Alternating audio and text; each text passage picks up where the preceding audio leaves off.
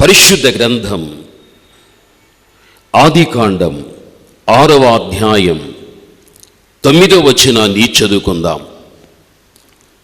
వాక్య భాగములో మనం చూడగలిగినట్లయితే ఇక్కడ మనకు నోవాహు మనకు కనిపిస్తూ ఉంటున్నాడు. ఇక్కడ కూర్చున్నటువంటి మీలో నోవాహును గురించి తెలియని వారంటూ ఎవ్వరు కూడా లేరు. అయితే నోవాహు కంటే ముందుగా మరో వ్యక్తిని మీకు జ్ఞాపకానికి తెప్పిస్తూ ఉన్నాను. అదే మీరు ఆదికాండం 5వ అధ్యాయం 21వ వచనాన్ని చదువుకుందాం. హనోకు 65 ఏండ్లు బ్రతికి మెతూషేలను కనెను. హనోకు మెతూషేలను కనిన తర్వాత 300 ఏండ్లు దేవునితో నడుచుచు కుమారులను కుమార్తెలను కనెను. హానోకు దినములన్నీయు 365 ఏండ్లు. హానోకు దేవునితో నడిచిన తర్వాత దేవుడు అతనిని తీసుకొని పోయెను గనుక అతడు లేకపోయెను. ఇది మీరు అర్థం చేసుకోవాలి. హానోకు జీవించినది 365 సంవత్సరములు. అయితే 65 సంవత్సరములు లెక్కకు రాలేదు. కేవలం 300 సంవత్సరములు మాత్రమే లెక్కకొచ్చాయి. ఏ లెక్కకొచ్చాయి? ఈ 300 సంవత్సరములు హానోకు దేవునితో నడిచెను. ఆ తర్వాత దేవుడు అతన్ని తీసుకొనెను. ఆ తర్వాత అతడు లేకపోయెను. ఇది చాలా జాగ్రత్తగా వినాలి. 300 సంవత్సరాలు ఎలా నడిచాడు? ఇక్కడ నా సాటి సేవకులు ఉన్నారు, విశ్వాసులని మీరున్నారు. మన బ్రతికితే 70, బలముంటే 80. ఆ తర్వాత ఎవ్వడు కానీ లోకములో తన ప్రాణాన్ని గట్టిగా పట్టి పెట్టుకొని బ్రతకలేడు. ఈ 70-80 సంవత్సరముల కాలములో లేత వయసు లెక్కకు రాదు, బాల్య వయసు లెక్కకు రాదు, వృద్ధాప్యము కూడా లెక్కకు రాదు. ఎందుకు అంటే ఆ వ్యక్తి లేవలేడు, నిలవలేడు, నడవలేడు. ఆ దశ ఎంతవరకు ఉంటుందో తెలియదు. ఆ సంవత్సరములు అలా పోని, లేత వయసు సంవత్సరములు వెళ్ళని, బాల్యము వెళ్ళిపోని, ఇక మిగిలి ఉన్నది యవ్వనం, నడిప్రాయమే. ఈ 70-80 సంవత్సరముల కాలములో ఈ యవ్వనము, ఈ నడిప్రాయాన్ని మనము చూడగలిగినట్లయితే, ఈ యవ్వన కాల సంవత్సరములు, నడిప్రాయం యొక్క సంవత్సరములు లెక్క పెడితే తక్కువ సంవత్సరాలు. ఈ తక్కువ సంవత్సరములు కలిగి ఉన్నటువంటి ఒక దైవజనుడైనా లేక సంఘములో ఉన్న ఒక విశ్వాసి అయినా తన ఆత్మీయ జీవితాన్ని నడిపించుకోవటానికి, తన సేవా జీవితాన్ని నడిపించుకోవటానికి ఎంత కష్టపడతారో అడిగితే సేవకులకే తెలిసి వస్తుంది, విశ్వాసులని మీకు తెలిసి వస్తుంది. నా వ్యక్తిగత ఆత్మీయ జీవితాన్ని నేను ముందుకు కొనసాగించే కాలములో ఎన్నో సమస్యలు నాకు ఎదురవుతూ ఉన్నాయి. నా సేవా జీవితంలో కూడా ఎన్నో సమస్యలు నాకు ఎదురవుతూ ఉన్నాయి. చాలు అనిపిస్తుంది ఇక సేవ, చాలు ఇంకా భక్తిని అనిపిస్తుంది. ఎన్నిసార్లు మనకు ఆలోచనలోనికి రాలేదు. అయితే హానోకు 300 సంవత్సరాలు ఎలా దేవునితో నడిచాడు? హానోకు ఎవరైనా బోధించారా? హానోకు నువ్వు దేవునితో నడువు అని? లేక హానోకు కంటే ముందుగా దేవునితో నడిచిన వ్యక్తుల గురించి ఏమైనా తెలుసుకోగలిగాడా? బైబిల్ గ్రంథంలో మనం చూడగలిగినట్లయితే హానోకు 300 సంవత్సరములు దేవునితో కూడా నడవటానికి కారణం ఏంటి తెలుసా? ఒకటి కారణం, యూదా పత్రిక 1:14 చదువుకుందాం. ఏడవ వాడైన హనోకు కూడా వీరిని గూర్చి ప్రవచించి ఇట్లా నేను చాలు. ఆదాము మొదలుకొని హానోకు ఏవాడు? 7వ వాడు. ఇది మనకు చాలా ఇంపార్టెంట్. ఆదాము మొదలుకొని 7వ వాడైనటువంటి హానోకు. ఆదాము మొదలుకొని అంటే దాని అర్థం హానోకు జన్మించినప్పుడు, హానోకు జీవించినప్పుడు ఆదాము బ్రతికే ఉన్నాడు. ఇది మీరు అర్థం చేసుకోవాలి. హానోకు జన్మించినప్పుడు, హానోకు జీవించినప్పుడు ఆదాము బ్రతికే ఉన్నాడు. అయితే ఆదాము తర్వాత 7వ వాడైనటువంటి హానోకు ఆదాముని గురించి ఏం తెలుసుకున్నాడు తెలుసా? అదే మీరు ఆదికాండం 3:8 చూస్తే ఆదాముని గురించి ఏం తెలుసుకున్నాడు హానోకుని బైబిల్లో చూస్తే బైబిల్ ఈ విధంగా మనకు చెబుతుంది. చల్లపూట ఆదామును అతని భార్యయు తోటలో సంచరించుచున్న దేవుడైన యెహోవా స్వరమును విని. చూడండి, దేవుడైన యెహోవా స్వరమును విని అంటే దీని అర్థం ఏ దేవుడు ఏ ఆదామును ఏ హవ్వను తన చేతి నిర్మాణముతో దేవుడు నిర్మించి వారి ఇరువురిని కూడా భార్యాభర్తలుగా చేసి ఏదేను తోటలో దేవుడు ఉంచగలిగాడో ఆ దేవాతి దేవుడు ప్రతిరోజు కూడా ఆయన పరలోకాన్ని విడిచిపెట్టి ఆదాము హవ్వ దగ్గరికి వచ్చేవాడు. వచ్చిన తర్వాత ఏదేను తోటలో దేవుడు సంచరించేటప్పుడు సంచరించుట, నడుచుట, పయనించుట ఇవన్నీ ఒక జాతి పదములు. ఇవన్నీ కూడా తోటలోనికి వచ్చిన తర్వాత దేవుడు సంచరిస్తున్నాడు, నడుస్తున్నాడు, పయనిస్తున్నాడు. అదే ఆదాము, అదే హవ్వ. తోటలోనికి వచ్చిన దేవుడు సంచరించేటప్పుడు, నడిచేటప్పుడు ఆయనతో పాటు ఆదాము కూడా నడిచాడు. ఆయనతో పాటు కూడా హవ్వ కూడా నడుస్తూ వచ్చింది. సంచరించుట. హానోకు ఒకటి తెలిసి వచ్చింది, నాకంటే ముందున్నటువంటి ఆదాము దేవుడు ఏదైనా తోటలోకి వచ్చి ఆయన సంచరించి నడిచేటప్పుడు ఆయనతో పాటు కూడా ఆదాము నడిచాడు. నేనెందుకు నడవకూడదు? 300 సంవత్సరములు హానోకు దేవునితో నడిచాడు అంటే తనకంటే ముందున్నటువంటి ఆదాము దేవునితో నడిచాడు. ఇది మనం అర్థం చేసుకోవాలి. అందుకే హానోకు ఆదామును గురించి తెలుసుకోగలిగాడు.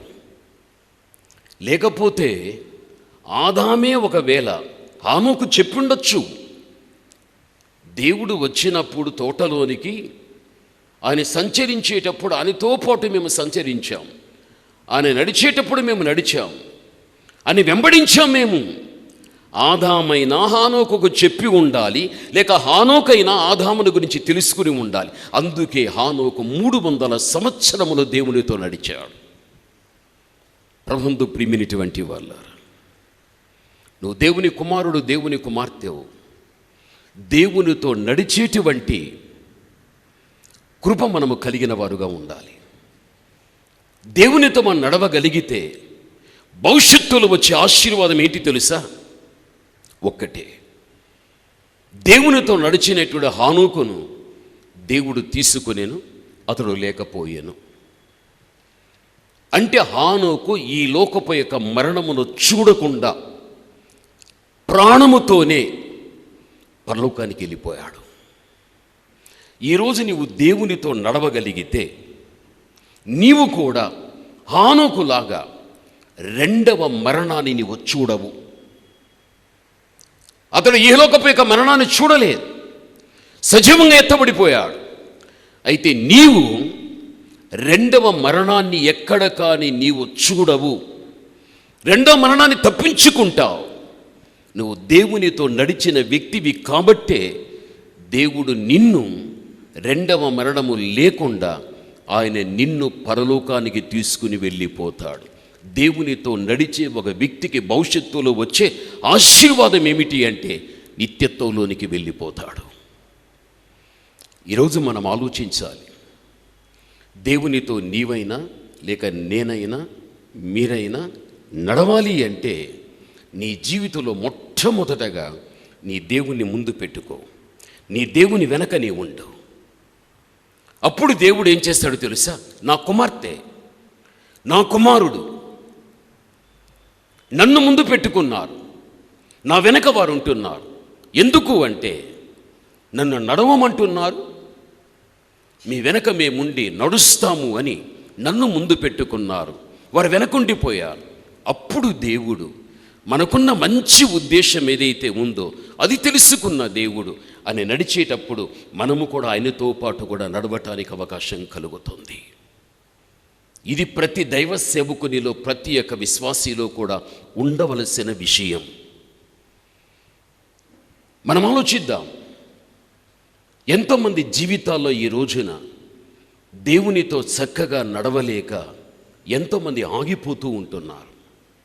ఎందుకు ఆగిపోతున్నారు అంటే లోకములో ఉన్న ఏదో ఒక చెడు మనిషిని ఆకర్షించుటను బట్టి ఆకర్షించబడిన దాని దగ్గరికి వెళ్ళిపోయి దాని చేత పట్టబడిపోయి ఇక చిట్ట చివరికి సాగలేక ఆగిపోయేవారు ఎందరో. మరికొందరికి సమస్యలు, శోధనలు, బాధలు, ఎన్నో కష్టతరమైనటువంటివి ఇవన్నీ కూడా వారి జీవితంలో ఎదురైనప్పుడు వాటిని దాటుకొని వెళ్ళలేకుండా ఎంతోమంది ఆగిపోయే పరిస్థితి. దేవుని యొక్క కుమార్తెగా, దేవుని కుమారుడుగా జీవితములో నిన్ను ముందుకు నడవనివ్వకుండా నీకు అభ్యంతరాన్ని కలిగించేవి మరి అవి ఏవై ఉన్నప్పటికీ సరే వాటన్నిటిని కూడా దాటుకుంటూ వెళ్ళిపోవడం నీ వ్యక్తిగత జీవితంలో నువ్వు నేర్చుకోవలసిన వ్యక్తివి. అలా నీవు నడుచుకుంటూ వెళ్ళగలిగితేవో తప్పనిసరిగా దేవునితో నడిచిన హానోకును తీసుకున్నట్లుగా దేవునితో నడిచిన నిన్ను కూడా దేవుడి నిత్యత్వంలోనికి తీసుకోగలుగుతాడు. ఇది సత్యం, ఇది వాస్తవం. బైబిల్లో ఒక వ్యక్తి కనిపిస్తాడు. ఆ వ్యక్తి యొక్క నడక, ఆ వ్యక్తి యొక్క పరుగు, ఆ వ్యక్తి యొక్క ప్రయాణ విధానం చదువుకుందాం. అదే పరిశుద్ధ గ్రంథంలో మనం చూస్తే 2వ సమూయేలు 2వ అధ్యాయం 18వ వచనాన్ని చదువుకుందాం. అక్కడ ఒక వ్యక్తి మనకు కనిపిస్తున్నాడు. పెరూయ ముగ్గురు కుమారులకు యోవాబును, అభిషేయును, ఆషాహేలును అచ్చట ఉండిరి.